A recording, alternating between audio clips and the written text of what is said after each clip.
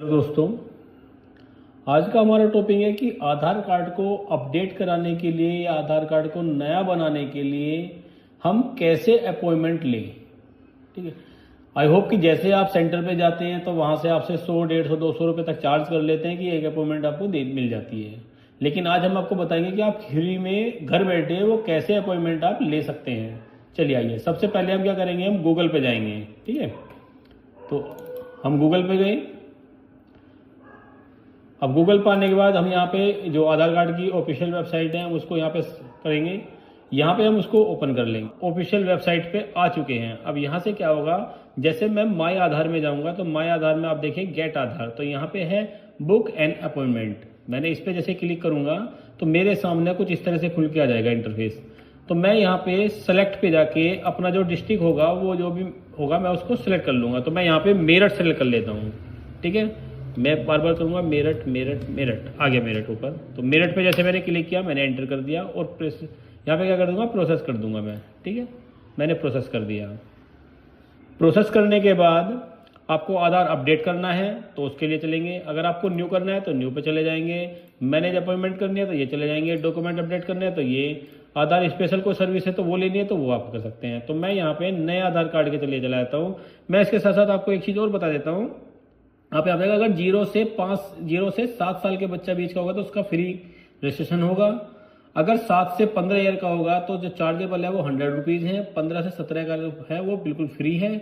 ठीक है, और 17 से बड़े का जो होगा उसका भी 400 रुपये चार्ज है। यहाँ ये कुछ आपको चार्जेस दिए हुए हैं, आप आराम से इनको देख लीजिएगा। ठीक है, कब किस वर्ग के क्या कितने पैसे और कहाँ लगेंगे। ठीक है, चलिए मैं यहाँ पे क्या करता हूँ, मैंने कर दिया न्यू आधार, और न्यू आधार पे जाके मैंने डाला यहाँ पे मोबाइल नंबर। फटाफट मैं इस एंट्री को फिल कर लेता हूँ। ठीक है, यहाँ पे मैं डाल लेता हूँ कैप्चा, और यहाँ पे मैं गेट ओटीपी। जैसे मैंने गेट ओटीपी किया तो मेरे जो नंबर मोबाइल नंबर था उस पर वो ओटीपी चला जाएगा। मेरा ओटीपी आ चुका है। ठीक है, अब मैं अपना ओटीपी देख लेता हूँ क्या मेरा ओटीपी है। तो ओटीपी है, मैं ओटीपी डाल देता हूँ फटाफट यहाँ पे। तो मेरे पास टाइम है, यहाँ पे बहुत कम टाइम है, तो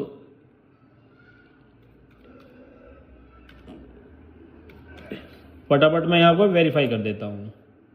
मैंने वेरीफाई कर दिया तो यहाँ पे ऑटोमेटिकली अब मेरे पास आ चुका है कि आप रेजिडेंट, मतलब मुझे क्या सेलेक्ट करना है। यहाँ पे ऑप्शंस अपने अकॉर्डिंग आप सेलेक्ट कर लीजिए कि आप एनआरआई है, स्टूडेंट में। ठीक है ना, तो इनरोलमेंट करना है। ठीक है, वो ऑलरेडी फिल आएगा आपका। डॉक्यूमेंट्स आपके पास ऑलरेडी हैं तो यहाँ पे आप डॉक्यूमेंट्स कीजिएगा। ठीक है, उस बच्चे की जिसको आपको अपडेट कराना है उसकी आप डेट ऑफ बर्थ डाल दीजिए।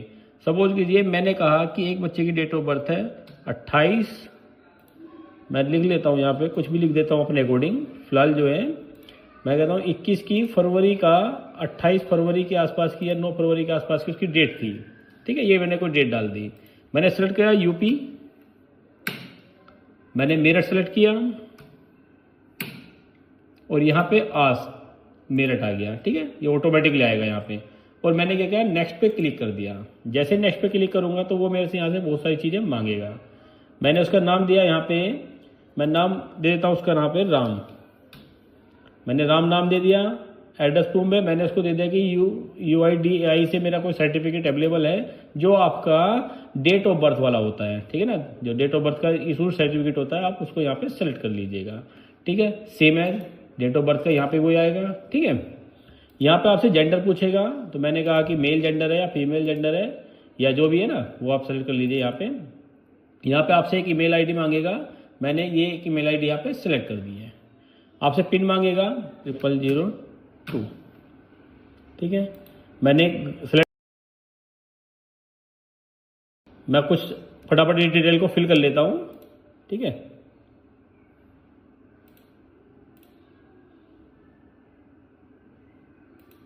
और यहाँ पे आप इसको फिल कर लेंगे और फिर यहाँ पे नेक्स्ट को क्लिक कर देंगे। जैसे नेक्स्ट पे क्लिक करेंगे तो आप देखिए आपके सामने कैलेंडर और यहाँ पे कुछ अपॉइंटमेंट्स की स्लॉट दिए हुए हैं, वो आपके सामने ओपन हो जाएंगे। अब मैं जैसे 5 तारीख को देखता हूँ तो 5 तारीख में एक भी स्लॉट अवेलेबल नहीं है। 6 तारीख में देखता हूँ तो एक स्लॉट अवेलेबल है। मैं इसको सेलेक्ट करूँगा तो ये सेलेक्ट हो जाएगा, आगे प्रोसेस बढ़ जाएगा। लेकिन मैं 6 में, मुझे इस टाइम में नहीं जाना है, मुझे कोई और टाइम चाहिए। तो 7 में देखता हूँ नहीं है, 8 में भी नहीं है, 9 में भी नहीं है, 10 में भी नहीं है, 11 में भी 11 में एक है। अगर मैं इस टाइम में जाना चाहता हूँ तो मैं यहाँ पे सिलेक्ट करके आगे प्रोसेस कर सकता हूँ। 12 में नहीं है, 13 में नहीं है, 14 में नहीं है, 14 में भी एक अवेलेबल है, मैं कर सकता हूँ यहाँ पे।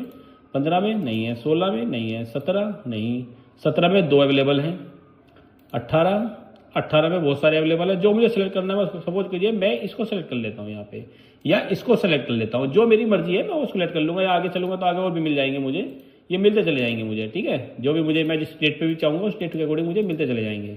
तो मैंने कहा कि मुझे इस टाइम में जाना है, तो मैं यहाँ पे क्या करूँगा, नेक्स्ट उसको सेलेक्ट करूँगा एक को, और नेक्स्ट पे क्लिक कर दूंगा। नेक्स्ट पे क्लिक कर दिया। जैसे ही नेक्स्ट पे क्लिक करूँगा, क्लिक करने के बाद यहाँ पे सबमिट का ऑप्शन आएगा, मैंने सबमिट कर दिया। अब वो कह रहा है आपसे please ensure all the fill information are correct. जो आपने फिल किया क्या वो सब करेक्ट है।